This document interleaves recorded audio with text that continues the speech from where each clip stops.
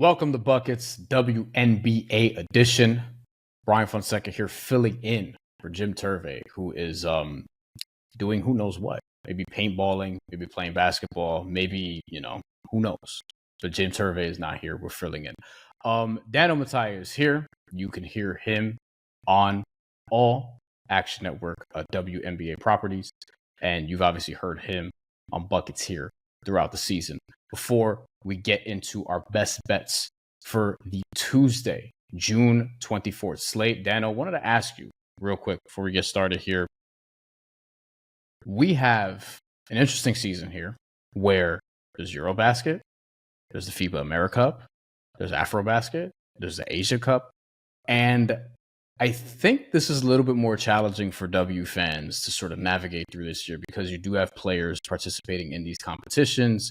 You're trying to evaluate teams early in the year. From a betting perspective, it can be hard because you have to monitor, all right, who's leaving, who's staying. Camila Cardoso's now one of the bigger names who's going to compete in the AmeriCup that starts this weekend. She's going to join the Brazilian national team, for example. So just where are you at and how do you sort of process this, as you go on throughout the season and make your evaluations?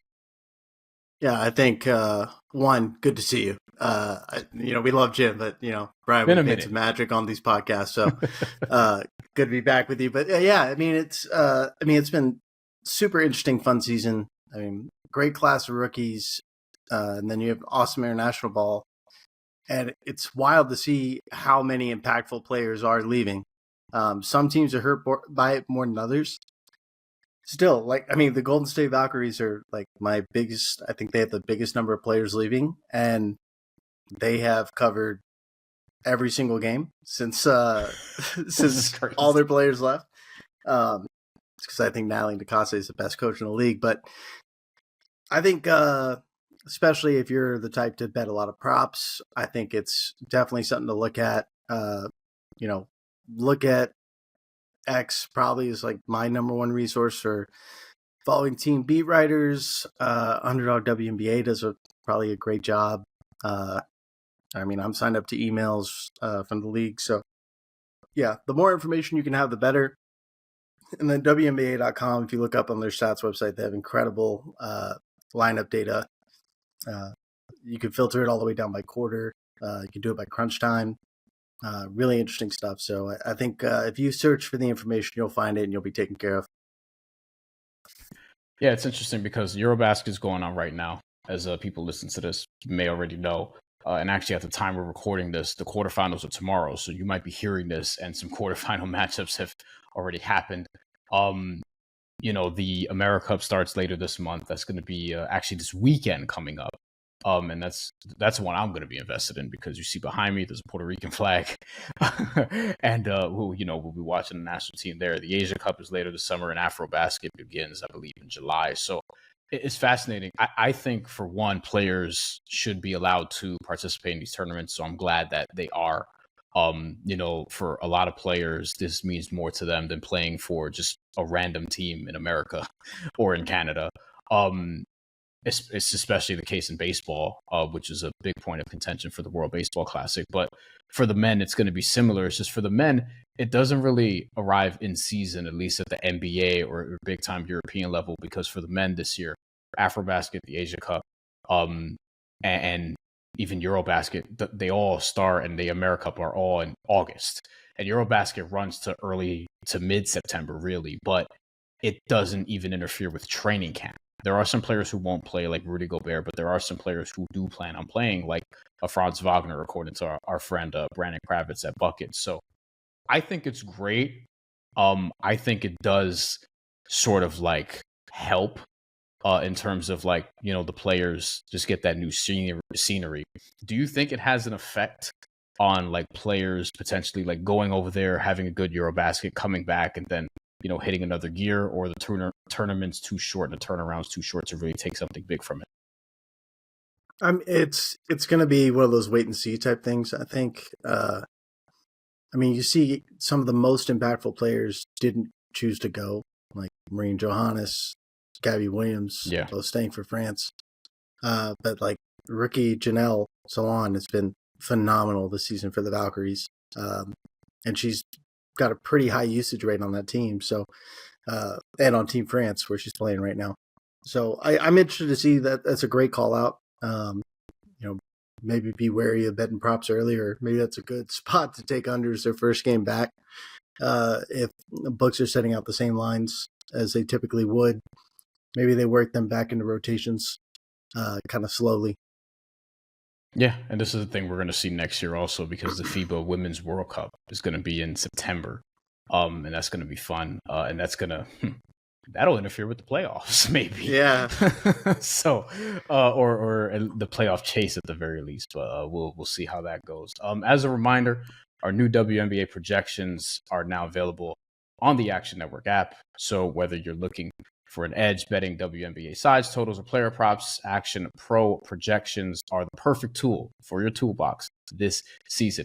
If you aren't already an Action Pro subscriber yet, you can right now get $20 off an annual subscription. Just visit actionnetwork.com/pro to sign up. That's $20 off the annual subscription price at actionnetwork.com/pro. One more time, actionnetwork.com/pro, just for people who wanted that a third time. Okay, best bets, Tuesday, June 24th. Dano, I will toss it to you because you have a couple of totals, and I am taking the prop side. So where are you looking for tonight? I'm going to be going with the Sparks in the Sky over 164 and Fever Storm over 165.5. All right. I'm going to be on Sonia Cintron over 12.5 points, and Gabby Williams, who we just touched on from Seattle Storm, over 23.5 points, rebounds, and assists, PRA. Let's start with the Fever and the Storm because we both have looks in this one.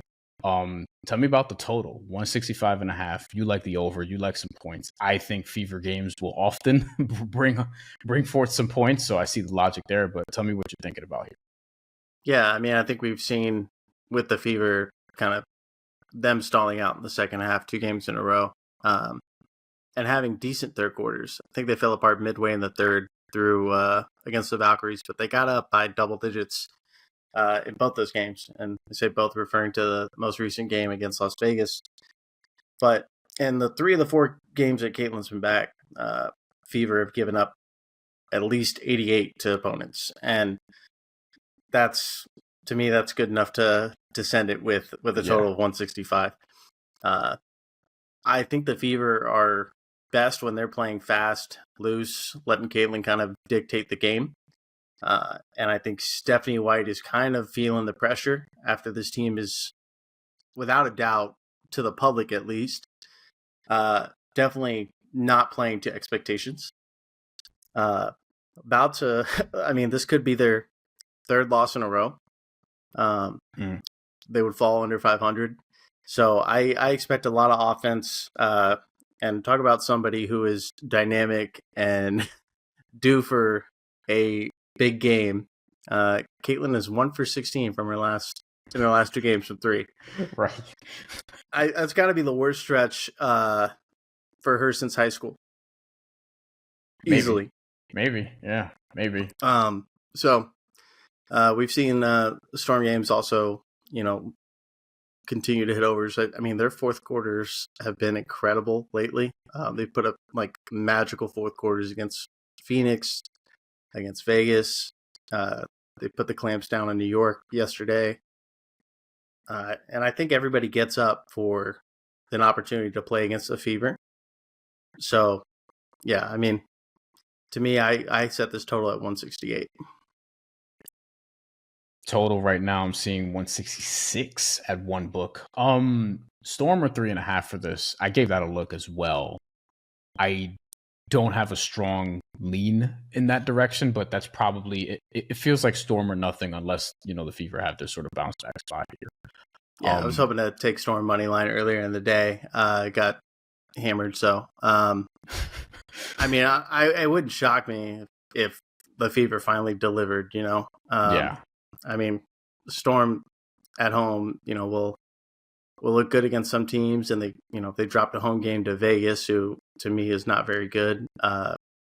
didn't cover against the Wings, who, they were down the majority of the game at home against the Wings, who were nothing to be happy about. And the Wings didn't have Paige Beckers at the time either. So, gotta believe it's hard for a team to lay a dud when you're playing against a team and it's going to be watched by millions of people, no matter, like more than any other game in the season. So you got to think they're up for it. Erica Wheeler also kind of a revenge game. That's true. She's been fantastic, like legit fantastic, shooting over 40% from three, 50% from the field, over, averaging almost 12 a game. Did not expect her to have the value that she's having on Seattle. So yeah, I mean, I liked it earlier. Now, probably stick away and look for an angle live. One of my closest friends who I do a boxing show with, Chantel Chan, is actually their sideline reporter for the Storm. Oh, nice. So I'm constantly texting her about Dominique Malonga. Like, is she going to get minutes? When is it going to happen or whatever? Because we're both very excited about her. And I've been excited about Malonga for a couple of years at this point. But I also felt like this was the rookie season I expected at the start, where it's like, she'll foul a lot. She'll come in, she'll show flashes, she'll leave, she'll play for like 8 minutes, 14 minutes. But I'm seeing the flashes there, and that's something I'm watching for like the development of as the season progresses. Like late in the year, I think she's going to be playing real minutes. And I think eventually, looking back on it, I expect her to be like awesome. I wanted to ask about just her specifically, because I do think with the Storm being 9-5 now, they're off to, I think, an encouraging start. And I still think there's room for them to get better because the team is still trying to gel. Am I off? No. I mean, I think they're probably in, even though they've beaten Phoenix, they're probably in a tier below them for me right now. Right now I have it, Liberty, Lynx, and Phoenix, and then Storm are kind of right there on the edge. Agree with everything you said about Malonga. I think tomorrow could be a great game for her. Like, Fever do not have a lot of size. This is a game where she could absolutely come in and add crazy value. I think I like all the bigs going against Fever, really. It's hard to say who. I mean, this leads into your prop, but like Gabby Williams has probably been the most consistent player on that team every single game. Skylar is like, taking over a bunch of games late, but from start to finish, like on both sides of the ball, from the three, scoring at all three levels, honestly. Gabby Williams has been phenomenal. I don't know if anyone would give her a nod for most improved because she came in late last year, but gotta be like the best improvement from a starter for sure. Teeing me up for my play for this. Yeah. Gabby Williams over 23.5 PRA. So last game, she gets her first 10 assist game of the season. And insane. In turn, her second double-double, she's back-to-back double-doubles, believe it or not. So double-double may be something that I look at as a long shot, as a fun long shot, but 3 straight admittedly would surprise me. Although you mentioned something about the Fever size, like Gabby Williams maybe is somebody who can get some rebounds because of her hustle and just overall effort. But you're looking at an over last game, 12-10-6. Before that, 18-12-4, which is a sick game against the Aces. Also made 3 threes in that game. She's just been on a heater this season. Like, not even just from a statistical standpoint, but from a consistency standpoint, and also just shooting. Yep. She's shooting 47%. I love the looks that she's getting to, like high-quality shots from different parts of the floor. Also, 41% from 3 on legit volume, 5 threes per game. The defense has obviously been there. The playmaking, like, she's basically 14-5-5 every night. It feels greater than that if you just look in totality. But I really like Gabby Williams' all-around game. I love this matchup for her. So to me, it's one of those things where I'm expecting volume. I'm expecting the efficiency to continue. But if there's an under, it's going to be just one of those nights where the shot doesn't fall. But, you know, hopefully in the rebounds, assist categories, I'm looking to get like maybe half of the 23.5, and then the rest could be found on points or something along those lines. But the Fever, while they have made a little leap defensively. They're not where they were last year. I still wouldn't say like they're they're not an elite defense. I also think there's room for their defense to be better later in the year. But I like the overlook, and I like Gabby Williams in this spot for those reasons. Yeah, I'm with it. I mean, I don't think anyone would bet at Gabby Williams under at this point. She's and the usage, like she just like finds ways. Like the other night, she had 6 steals in the first half. Like finished with 8. Silly, dude. Silly. Yeah, I mean, it's funny. Gabby Williams' defensive props might also be worth a look given the turnovers that the Fever could commit. Yeah. Oh my God, yeah. Yeah. So I actually may look at that. I might even change. But I might just play both. Okay. Let's go on the schedule. Let's hit. Do you have anything on the Dream and the Wings? Do you have anything for this game in particular? I mean, I think it's probably safe to bet the over. 168.5 right now. I feel like I feel wrong for saying let's bet every effing over. I mean, you have like overs here. I also want to mention the Dream are -7.5 in this one, which is a healthy line in Dallas. Yeah, it's 9 at Caesars. To me, Dream have not been covering these big spreads as of late. There were 9.5 point favorites against the Mystics, win by 1. They were in control most of the game, but and then 16.5 point favorites against Chicago, and really didn't. They were down in the fourth quarter, didn't pull away late until super late, won by 13. That the team is starting to resemble more the Carlson Mesco system in Florida Gulf Coast, because I mean, their defense had been like blowing my mind to start the season. I mean, you watch how they guarded Caitlin, it's probably the best that any team has done, outside of the Valkyries, maybe, who, I mean, you could say they did it something schematically, but it looked like Caitlin was just off. They've been giving up so many buckets to opposing guards lately. And granted, they run a lot. They shoot a ton of threes.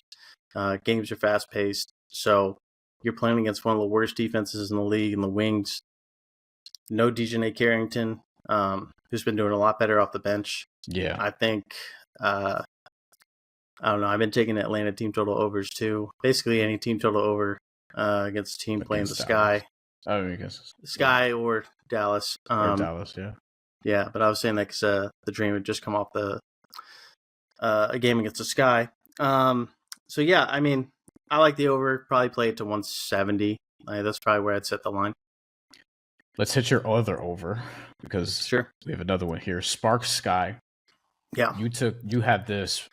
It was 164. It's moved to 165.5. You still like it at 165.5, and just give me the process on this one.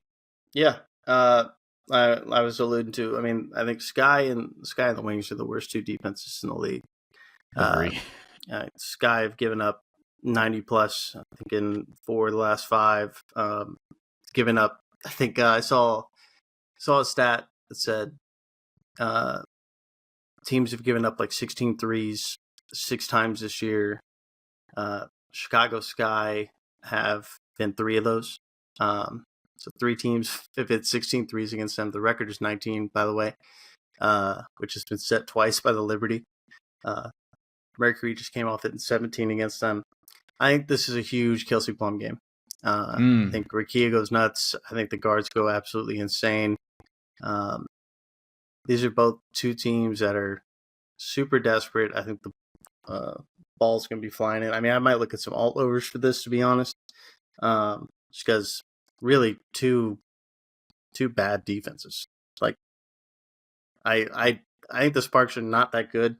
Definitely underwhelming. They're missing Odyssey Sims. So Shea Petty got the start last game, who wasn't bad, but they shoot a lot of threes in the Lynn Roberts system at all 5 positions, really. So I expect a lot of shots to be put up. Hopefully, a lot of going in. Can see Angel having a huge rebounding game here.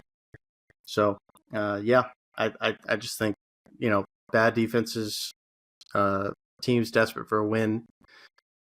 Got to be a lot of points. Kelsey Plum is an interesting one. We mentioned her I will mention her again for something we're going to do at the end of the show. Um, I'm waiting for consistency from Rakia Jackson. I think a lot of people expected, I don't want to say breakout, but like just another step. And obviously the, being sidelined doesn't help because that will, put a damper on that. But had a 30-point game not that long ago uh, in a win against the Aces. Aces are an interesting team. We're not going to talk about them today because they don't play, but they're having an interesting year. But Rakia Jackson, I'm kind of expecting more, and I do think we'll get it. You mentioned her, and that stood out to me because like I did wonder, is this potentially a bounce back spot after a 9-point showing, and after while she did have 17 the game before against Seattle, she shot 4 for 15, barely made a three. It was 1 for 6. But I'm waiting for the consistency there. And I think we're seeing signs, but like she hasn't quite put it all together yet. Yeah, no, she comes out in the season, drops 37 on the Valkyries, which now that win looks so impressive. Granted, it was the first game of the year for the Valks, but there are games where she kind of goes into like super point guard mode and she has 8 assists. But I think for this team to be their best, Kelsey Plum has to be a number one, and she knows that. And honestly, she hasn't really shown that she can be a number one option on a good team yet. So I think it's probably with her and Caitlin, like very similar situations of players kind of in a mini slump, looking to break out. Caitlin's got a way worse defense to do, or way tougher, defense to do it to against. But Kelsey Plum should carve the shit out of this Chicago Sky defense. Honest.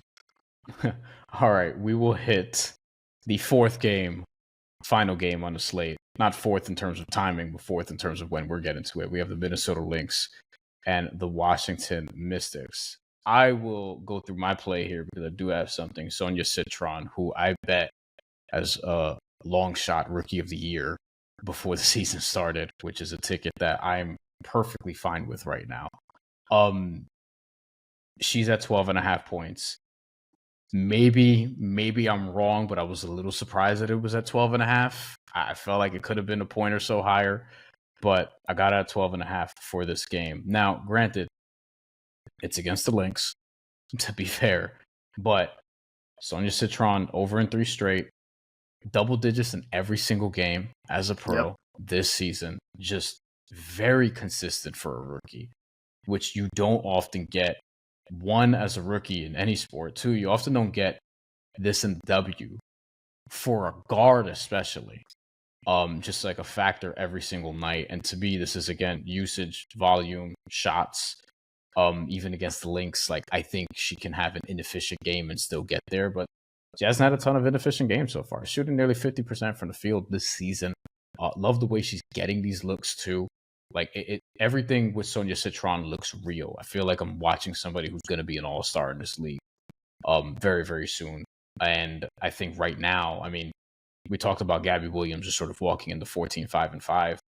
We have Sonia Cintron, who's averaging about 15 points a game right now as a rookie, shooting about 37% from 3. And yeah, I just think the consistency's been there. I really like what I'm seeing. She's probably the rookie that I'm impressed with the most on a night to night basis right now. I love Paige, but I Sonia Cintron's like maybe I'm a little more surprised, even as somebody who liked her a lot in the draft, liked her a lot to better as a rookie of the year long shot, which is like plus either 900 or 1,000. But where are you at with Sonia Cintron and just me playing the over, obviously at 12.5? Yeah, I mean, to me, I'm also holding a Sonia Cintron rookie of the year future. Would gladly talk highly of her. But she's also another player who's like getting looks. Like she's getting the shot attempts as a rookie. It's not like something you have to worry about with volume with her. I think we've seen enough of a sample size through 14 games that she's going to play 30 minutes. She's going to get 10 shots up. As a rookie, there's not many that are getting those types of looks, and she's getting the free throw line. Yeah. Mystics missed 13 free throws in regulation yesterday, but I forgot how many times she got there, but she's shooting 80%, best free throw shooter on the team. She scores it, in a lot of different ways. She just looks poised. Doesn't really look like a rookie. Looks like a vet. So I like it. I mean, like you said, double digits in every game. Lynx can be vulnerable. I think I'm not sure what if I feel better about that if Fee plays or not. But like, I mean, I trust Sonia to go and get me 20 against the Lynx than I would Kelsey Plum right now.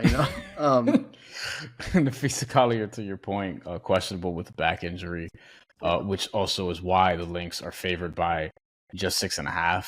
Feels like if he was there, we'd see a more generous spread in favor of the Lynx. You've liked the other overs. Do you like this one at 159.5, or is this more of a stay away? I think it's more of a stay away because I can't see this game getting ugly. I mean, the Lynx had a ton of turnovers in their last game, and that's along with like Tisha Hidman had 6 assists in like her first 2 minutes off the bench, just went absolutely crazy. But they can go on some scoring droughts, but and then with the Mystics, it's there have been games where they literally attempt 10 threes and they make 0. It happened earlier this year against the Fever. So I think they're best when they're firing them up. I like Sidney Johnson a lot. I think he's a great coach. I just think this total is pretty spot on for me.